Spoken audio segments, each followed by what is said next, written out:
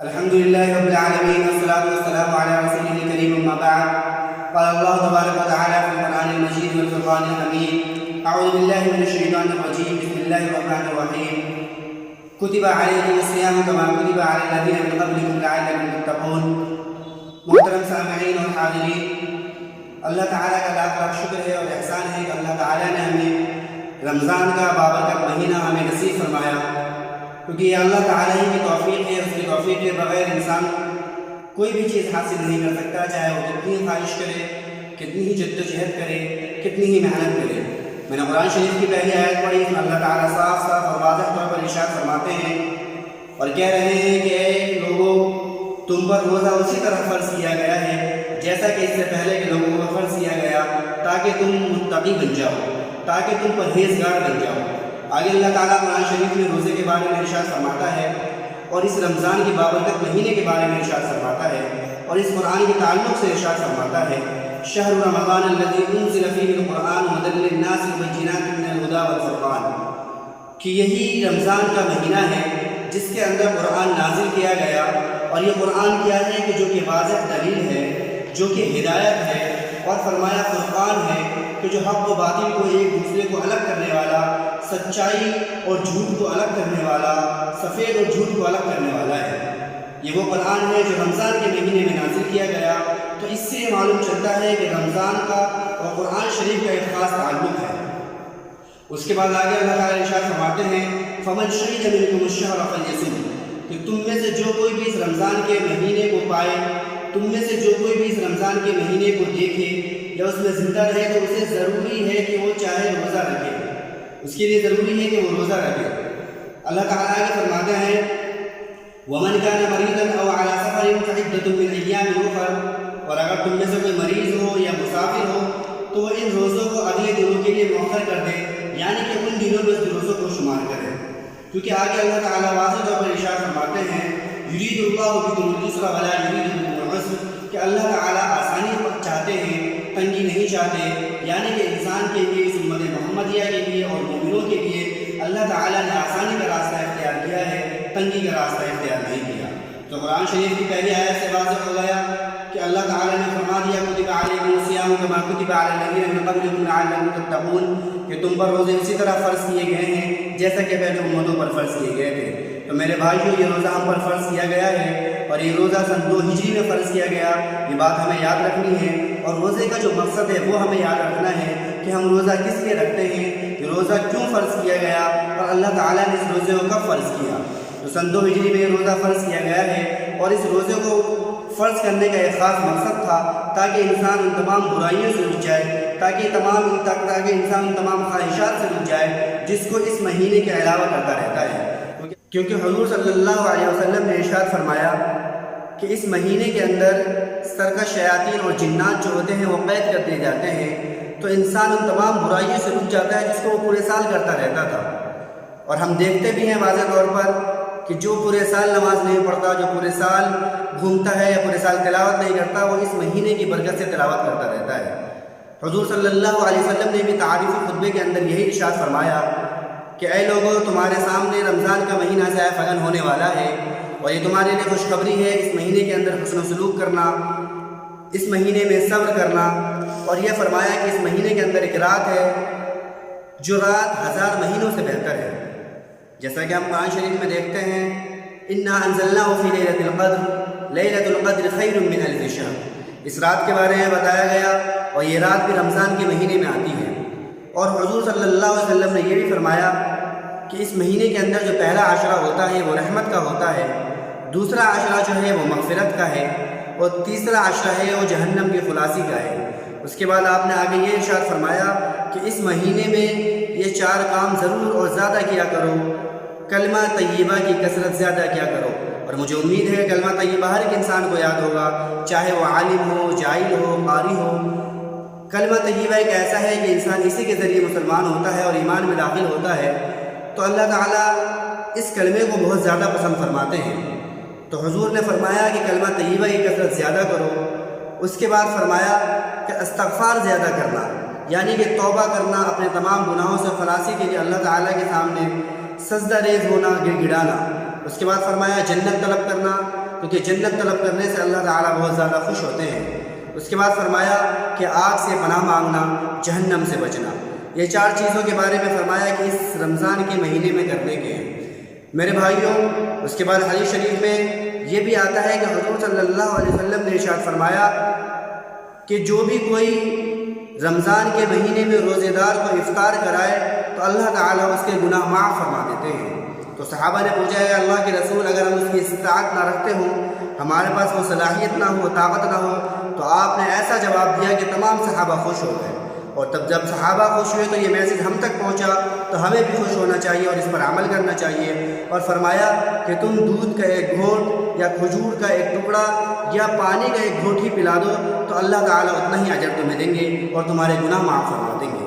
اور یہ فرمایا اگر پیٹ بھر اس کو کھلا دو گے تو اللہ تعالیٰ تمہیں قیامت کے دن حوض کوثر سے ایسا پانی پلائیں گے جو تمہیں ہمیشہ کے لیے سیراب کر دیں گے۔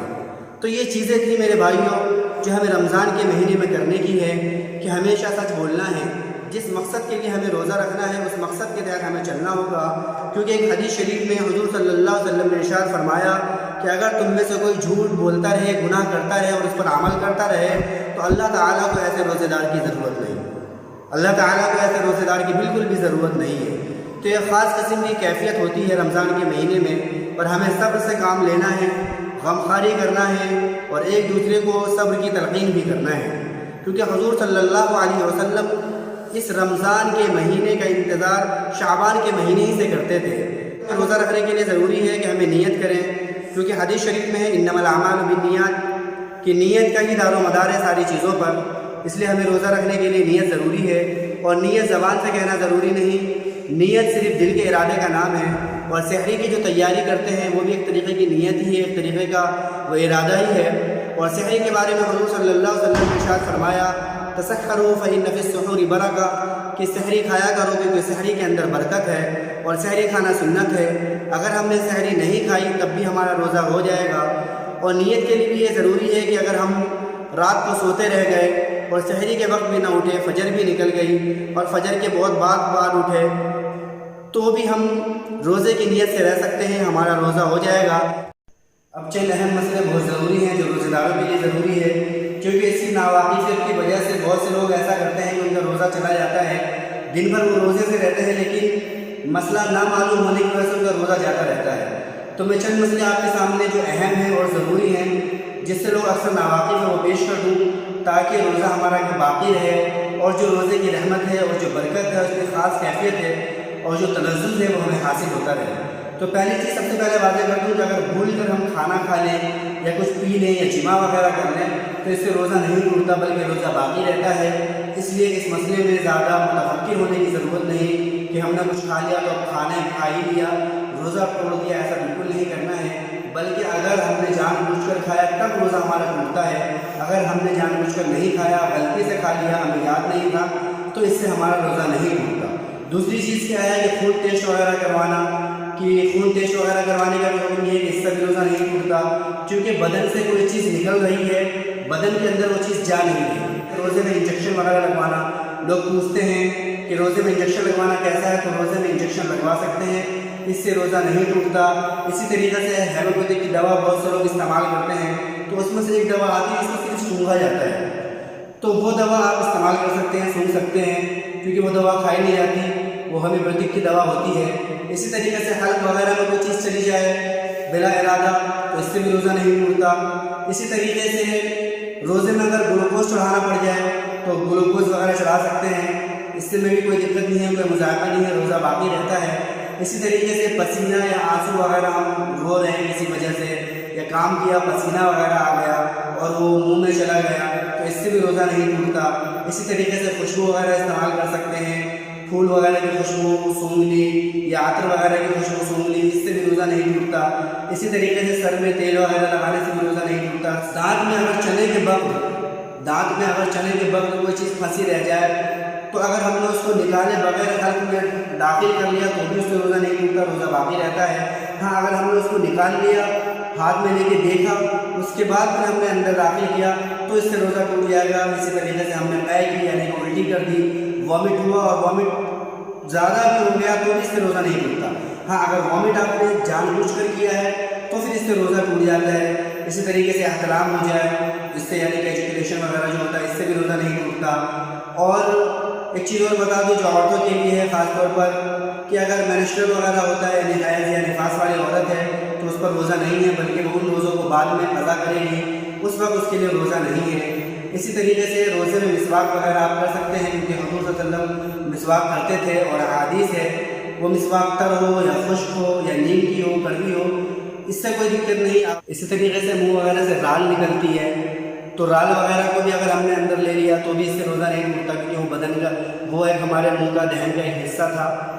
تو خیر ایسا نہیں کرنا چاہیے لیکن اگر لے لیا ہم نے تو بھی اس سے روزہ نہیں ٹوٹتا. اسی طریقے سے بیمار ہیں بدن وغیرہ یا ناک وغیرہ میں ہم نے وکس لگائی نزلہ وغیرہ ہو رہا تھا یا کسی بدن کی اعضاء پر وکس وغیرہ لگائی تو وکس لگا سکتے ہیں اس کے اوپر, اس سے بھی روزہ نہیں ٹوٹتا. سرما وغیرہ لگا سکتے ہیں. اسی طریقے سے سر پر رومال وغیرہ رکھ سکتے ہیں بھگو کر. اگر گرمی کی شدت زیادہ لگ رہی ہے تو اس سے بھی روزے میں کراہت نہیں آتی کہ روزے میں کراہت آئے. ہم روزہ اگر ہم نے رکھا ہے تو پھر ہم کس طریقے سے ٹھنڈک حاصل کریں, نہیں کر سکتے. ایسا کچھ نہیں ہے بلکہ آپ سرور پر رومال وغیرہ رکھ سکتے. تو امید ہے کہ آپ لوگوں کو یہ باتیں سمجھ میں آئی ہوں گی اور اس پر عمل کریں. روزے کے بارے میں جو احادیث شریف میں ہیں اس پر عمل کریں, روزہ رکھیں, صحت مند رہیں اور جو مسائل بتائے ہیں اس پر بھی اس کو اپنی زندگی میں لائیں اور اپنے دوسروں کو بتائیں. اور اگر کوئی دوسرا مسئلہ دشواری ہو پیش آ رہا ہو ایسا مسئلہ تو اپنے آس پاس کے جو مفتیان کرام ہیں یا علماء کرام ہیں ان سے پوچھیں, کسی جاننے والے سے پوچھیں. اور اللہ تعالی ہمیں اس مہینے کو خیرت و عافیت کے ساتھ گزارے اور اللہ تعالی یہ رمضان کا مہینہ ہمارے لیے, ہماری زندگی میں, ہماری نسلوں کے لیے, ہمارے اس ملک کے لیے رحمت اور برکت بنے.